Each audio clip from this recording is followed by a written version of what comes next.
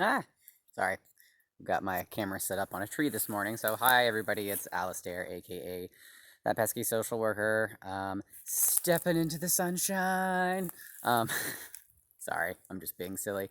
I am actually in the woods behind my house. Normally, my morning walks happen when I am out walking with Grace, but this morning I decided to actually do a stationary instead of inside for two reasons. The first one being I want to make an announcement that I'm actually coming out with a new series that I'm going to be putting exclusively on YouTube. Yes, I am on YouTube. I cross post my morning walks on Instagram. They also end up on Facebook, and then I also upload them to YouTube. But there's a new series that I'm going to be putting out called the Sit Down series that I'm only going to be putting on YouTube because it's going to be lengthier than these morning chat videos. And today's video is going to be a little longer. I will try to be concise and also articulate at the same time. So why did I stop instead of doing a walk for today? Well, that's kind of what I wanted to talk about was stopping, particularly thought stopping and responding versus reacting. So before I get into that, I kind of want to talk a little bit about conscious and subconscious programming. And what I mean by that is we have a lot of unconscious or subconscious patterns, behaviors, and beliefs that we hold. And this comes from whoever our primary caregivers were growing up. Whether that was, your parents, extended family members, if you grew up in the foster system, essentially whoever was your primary caregiver, the person who was responsible for looking out for your safety and your health and your well-being, particularly if you were young, that's your first blueprint, excuse me, for being a human. And if that person has what we call maladaptive coping skills or unhealthy ways of dealing with things, or they're really reactive, or they have experienced trauma of their own that's not resolved, uh, we can inherit that. And it's not always as overt as, direct transmission of abuse from abuser to, the victim and survivor. Sometimes it's small, insidious ways of, say you have a parent that, perfect example in my life. So, my mother and I, growing up, had a very enmeshed relationship. My mother had all of her boundaries violated by her parents, and so therefore didn't grow up with a sense of self outside of someone else. So, a lot of what I heard growing up was, when people look at you, they judge me. And so there's a lot of work that's been done there. Uh, and part of the reason I share these things is not to elicit sympathy and, oh, woe is Alistair, because that's not the point. The point of all of this and my real mission is to share the things that I have been through. Part of my personal philosophy is that the traumas and the things that I've dealt with, if I don't ascribe meaning to them, if I don't do something with it, if I don't turn something into it, the fact that those things happened for quote unquote no reason is just not acceptable in my reality. It's not something that I can or am willing or able to accept. Everything happens for a purpose, and it is my job to figure out what that purpose is. And that's for me. If that is, not your style, that's fine. Um, so to talk about thought stopping, I'm going to kind of have to jump into a car metaphor. If you're not a car person, I'm going to try to make this a little more translatable. This is just the easiest way to think of it for me. So with cars, we either have automatic transmissions or we have manual transmissions. Another way this is phrased is either if you have a straight drive or a stick. If you're still unclear as to what kind of vehicle you operate if you drive a car, if you have just a gas and a brake pedal, you have an automatic transmission. If you have a gas, brake, and clutch, meaning you have three pedals on the floor, we're not counting the emergency brake that's sometimes in the upper left-hand corner of a car, then you have a manual transmission. Because when we're young, we're little sponges and we're looking at our primary caregivers who are our blueprints for how to be a human, we are absorbing everything. And a lot of it is subconscious. We are not actively aware that we're taking it in. You're exposed to something over a long enough period of time, awareness goes away. It's part of the human filtration system. Our brain takes in so much information that we learn to selectively filter it out. Our eyes take in everything that we're seeing, but our peripheral vision, that's just the stuff on the side that we don't pay 100% attention to. It's still in the field of vision, but we're not giving it focus. And so, what does that have to do with thought stopping? So, I got some information last night that smashed a lot of buttons for me. It brought up a lot of really unpleasant things about my personality. It brought up a lot of the work that I still have to do, particularly around somatic work especially, I'm one of those people who I carry my trauma very much in my body, and I experience a lot of disconnection from it because I don't like to live in my body. It's a scary place because that's where a lot of the trauma lives. So when I got this information last night, um, I got really, I shook.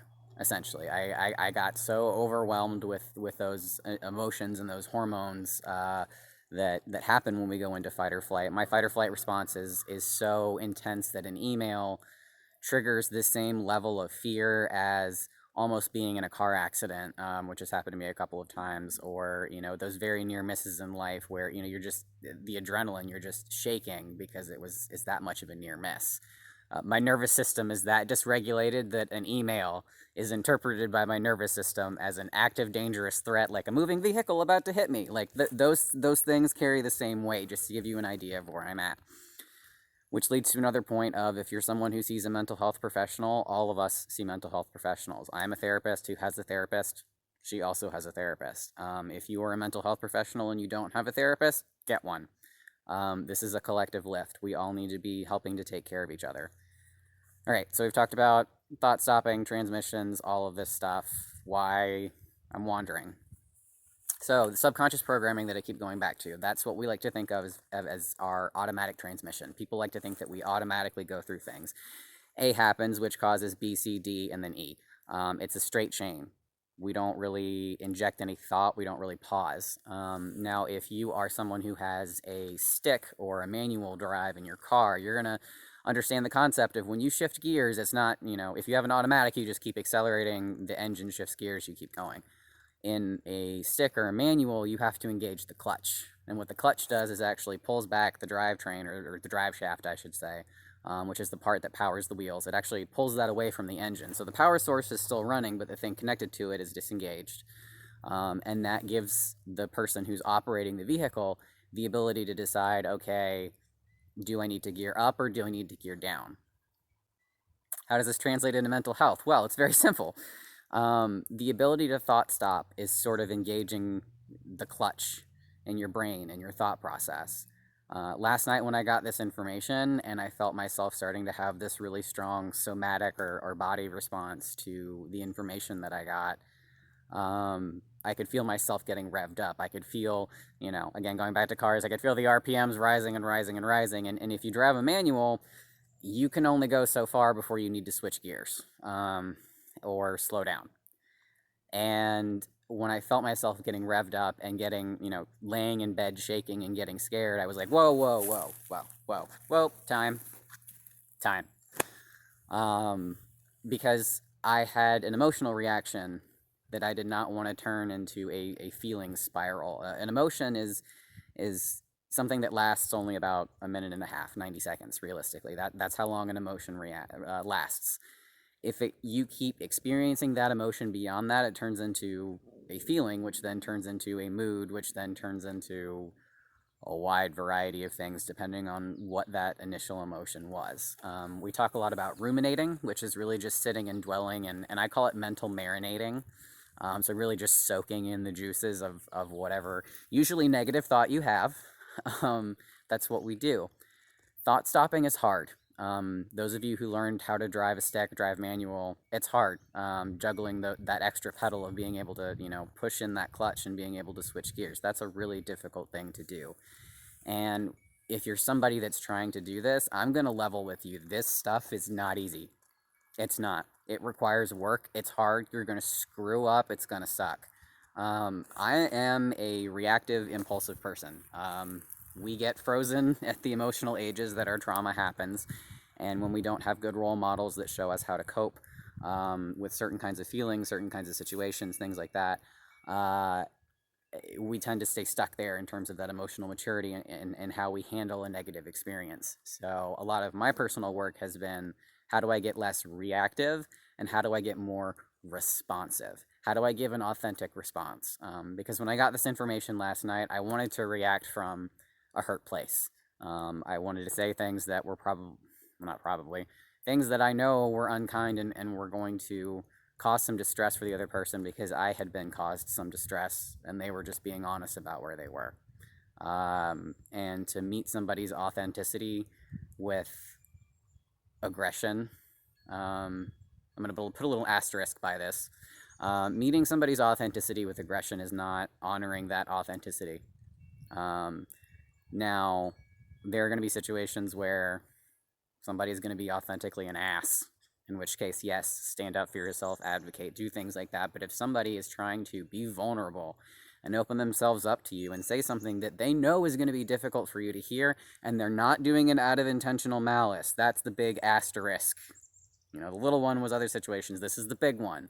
If they are not doing it out of a place of malfeasance, out of a bad place, if they are not approaching you to hurt you, if they are coming with you to say, hey, this is something that I am dealing with, that deserves an authentic response.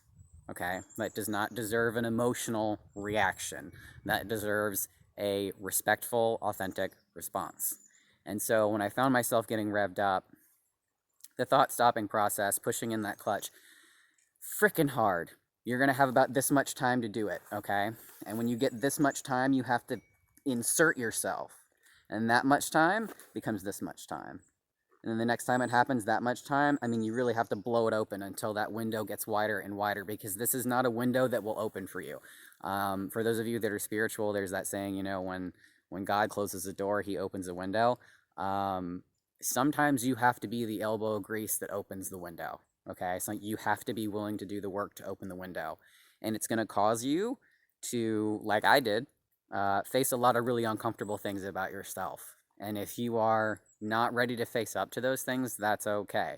I am at a point in my life, in my journey, in my healing process, that in order for me to really get to the next level, in order for me to get to that better place as a clinician, that better place as a human, that better place as, you know, in a gendered way as a man, if you want to go there, in order to just improve my quality of life, I need to be an authentic responder and not an emotional reactor.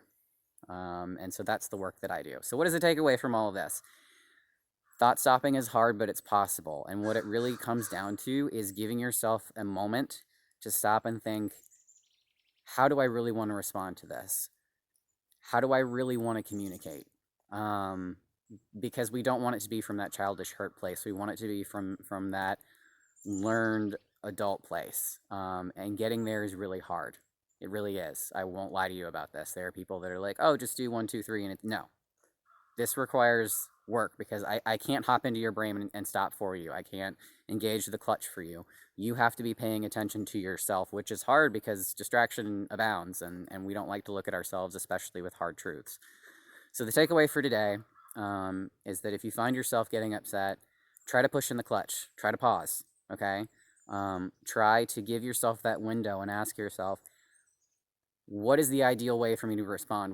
How would my best, highest self do this? How would the best version of me, the person that I want to be, how would that person respond to the situation? Okay, and give yourself some grace, because you're going to screw up. I screw up all the time, and that's part of being human.